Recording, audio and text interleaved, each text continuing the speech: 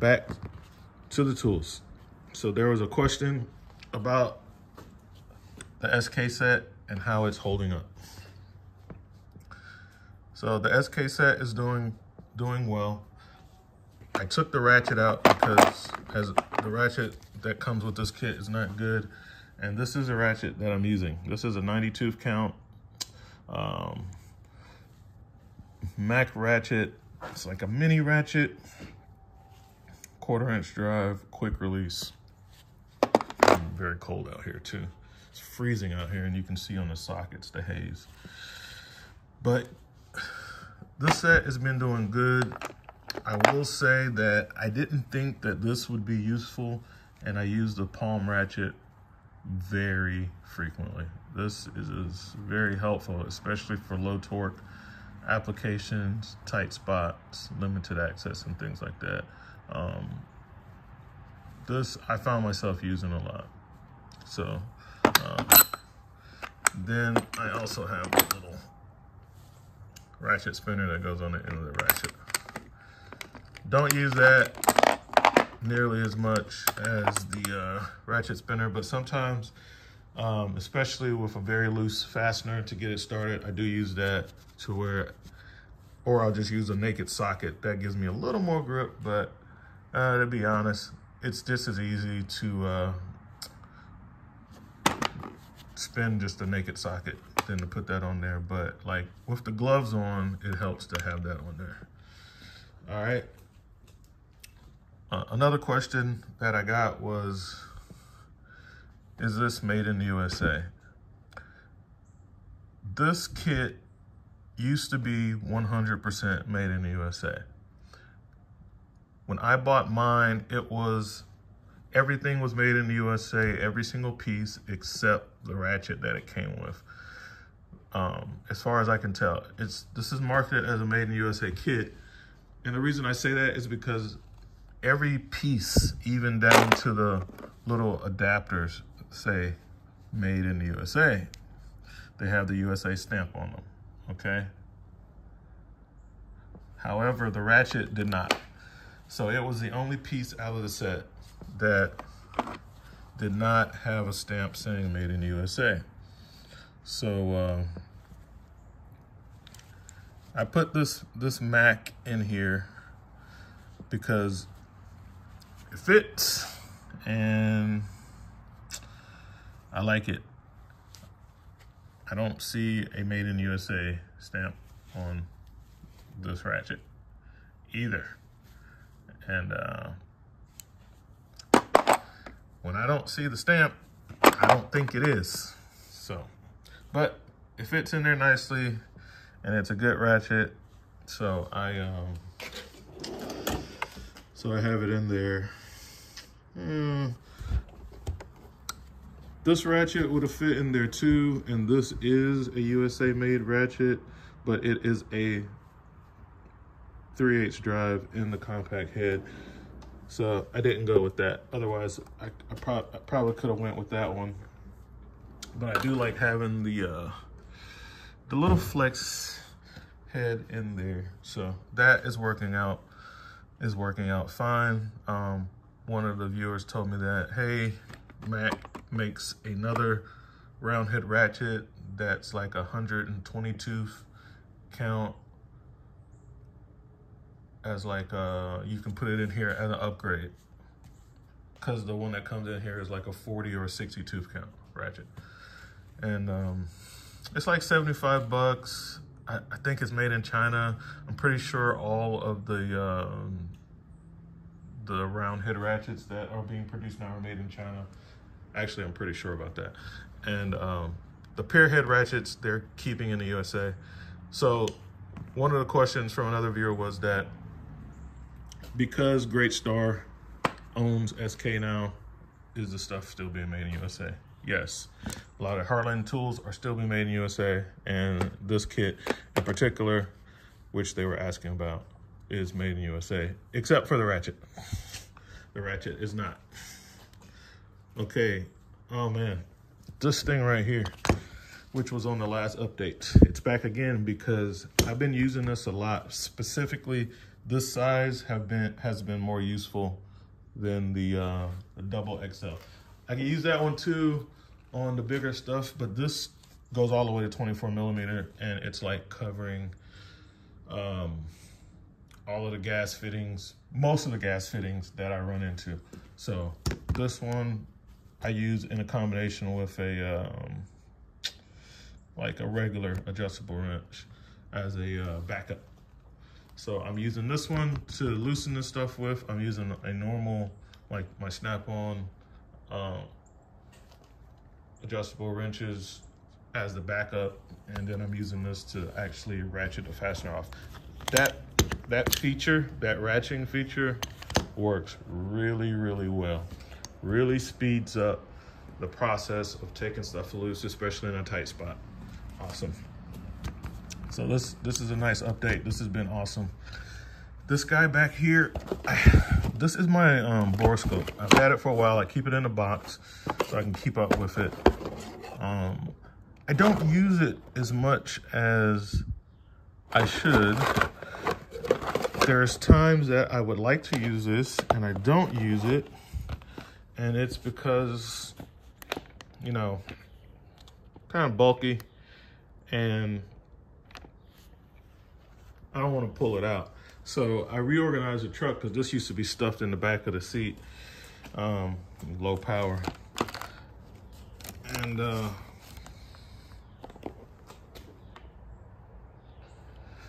anyway, I don't use it as much as I should. I'm gonna charge it up now because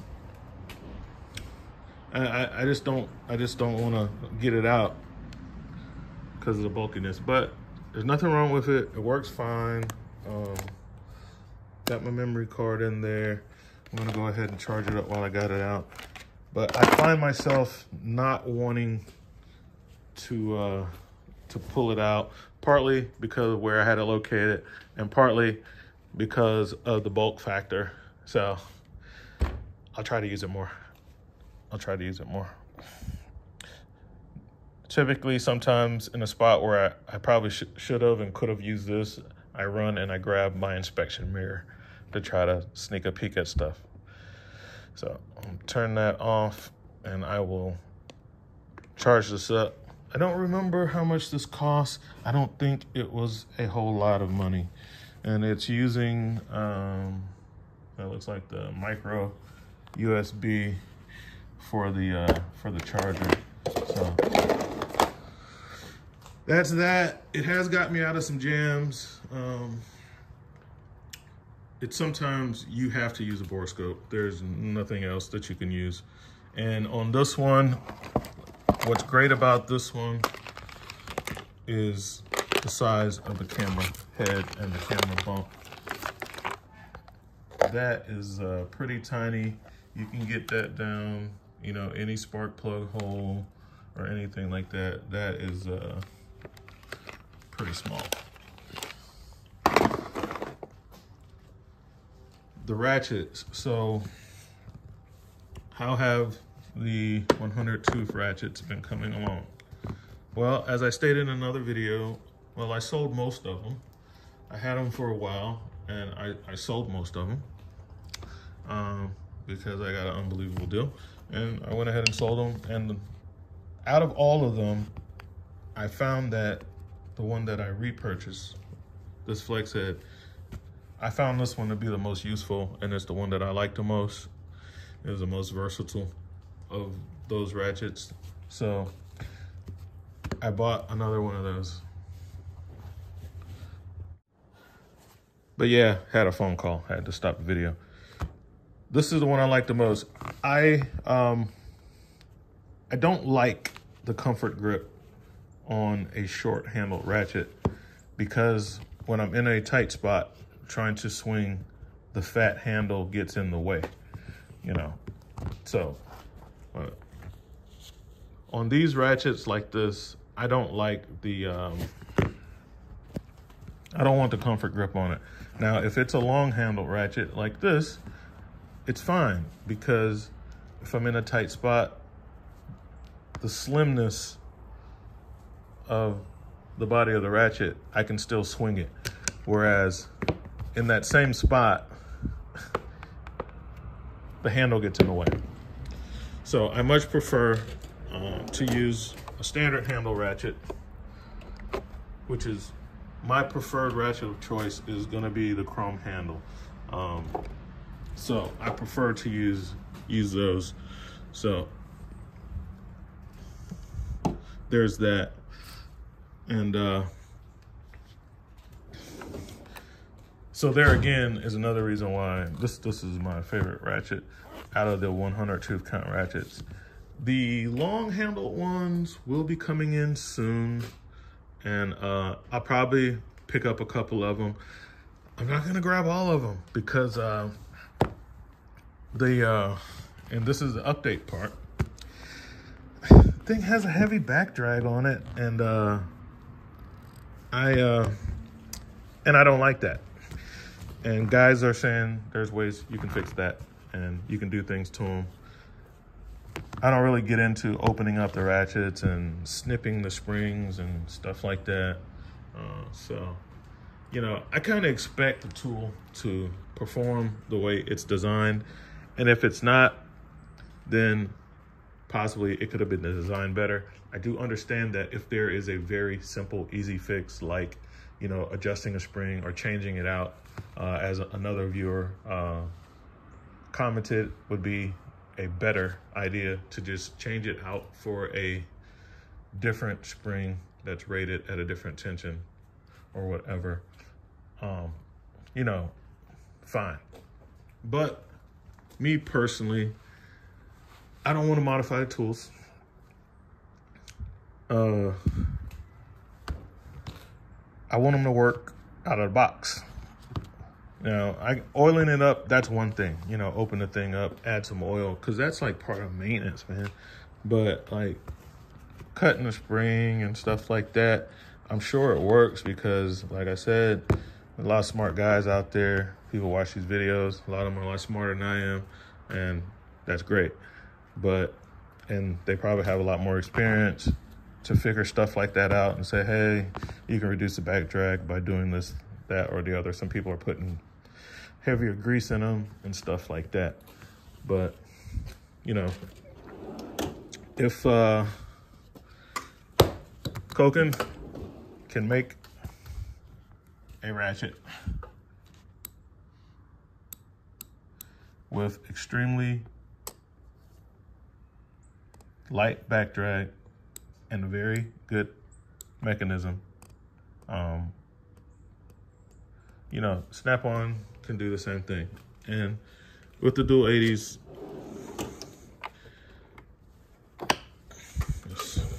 you know, the dual 80s do not have that issue. The dual 80 is heavier than a Koken, but not by a whole lot. But the new 100 tooth ratchets, like I said before, the back drag is so heavy that it negates the benefit of the higher tooth count. So, you know, there's that. That's my opinion. Yours might differ. You know, there's some guys that might not like that, and there's some guys that might, you know, oh yeah, they're garbage, they're trash. No, they're not garbage, they're not trash. It's just what I found out from using the tool. It's room for improvement. So I really want somebody to do a test on it so we can all see exactly what the scientific number is on that. I used to watch somebody, they have an actual Project Farm where he does his thing, and he can tell how many swings it takes to get the dial around. And he's been doing that test so much to where it's like standardized, and it would be a good test to put this on. So if anybody knows Project Farm, if you would ask him to do this, put this on his test rig, put one of these Snap-on 100 tooth ratchets, preferably the one without the comfort grip. I want it to be fair. I want to see what the mechanism is doing, not the bulk of the handle. And that would be awesome. So I'll be waiting for that video to come out. Mag boots on the Snap-on batteries, awesome. That is an awesome feature. Some other people should try that. Milwaukee, DeWalt.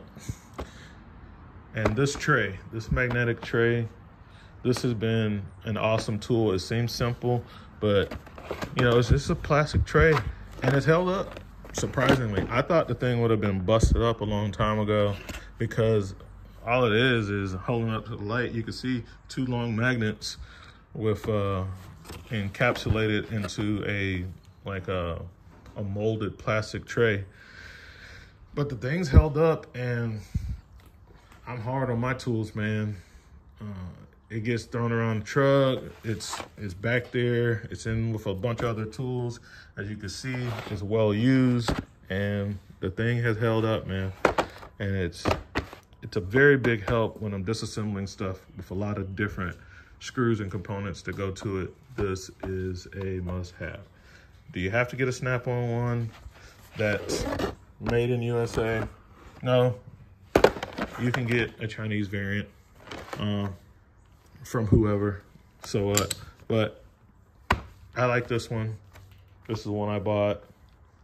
I buy Snap-on tools, obviously. So I don't buy everything Snap-on. I have all different kinds of stuff. But this is a good tray, and most of the Snap-on stuff has a lifetime warranty. And even the stuff that doesn't have a lifetime warranty, if you have a good dealer, he's gonna hook you up anyway, just because you spend money with him, and that's part of how he's making his living, is repeat customer, repeat business, much like any business. Now, this is an Ansell circuit probe. It's basically a knockoff power probe, and this thing has been awesome. Very, very good. And I've had this for years, at least 4 years. I've been using this. I've been using this for at least 4 years, and it still works. And I've shorted it out a couple times, and it still works. So whatever they have in here for a fuse or whatever, must be of the slow blow variety, because it still works. I've accidentally put it on AC before. It still works. So this thing is held up really good. It's a fraction of the price of a Power Probe brand. I've never used the Power Probe brand. I saw YouTube videos and saw the value in this type of a tool, and then I bought one that I can afford, because I haven't always been in a position to where I can afford expensive tools and stuff. So I definitely buy what I can afford, what my money can buy, and I can still get the job done. And I recommend that everybody else do the same. It's because you see certain things on my channel, and it doesn't mean you have to get that. You know, don't pay $174 for this ratchet when you can get a flex head version of a different brand that do same thing and cost you a fraction of the cost. So I wouldn't buy it just for the sake of having the namesake. But I digress. So that's it for the questions and the updates. Can't think of any other questions. I think somebody asked me how I like the DeWalt stuff. The DeWalt stuff I've been using for a while. They're great. The DCD7 whatever, the drill, was the one that I think they were asking about, which is in my truck. That drill is good, and it is powerful, and it does have kick. I do feel that the drill has enough kick to where they should have included a handle for it. I would not recommend that drill to someone who is not used to using a very strong drill, because it doesn't have a handle and there's no option for a handle. I would step up to like a 996 or something like that comes with a handle, to where you can like take full advantage of the power. That's the only problem I've had with that DeWalt drill. I can't remember the model number out of hand, but it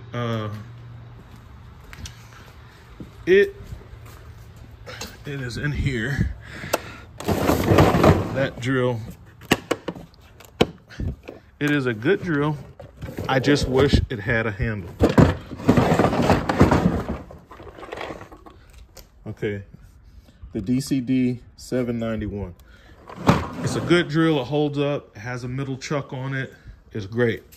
It will twist your arm when you're drilling through middle and you hit a burr or something, or it creates a burr as it's drilling. That sucker will twist your arm really hard. It needs a handle. The thing needs a handle. But other than that, it's awesome. I'd rather have an overpowered drill than an underpowered drill. You know, I don't want something that's gonna stall out. But yeah, that's that. So that's what we got, guys. And if I missed anything, my bad. I'll catch it in the next one. RV Tech Pro out.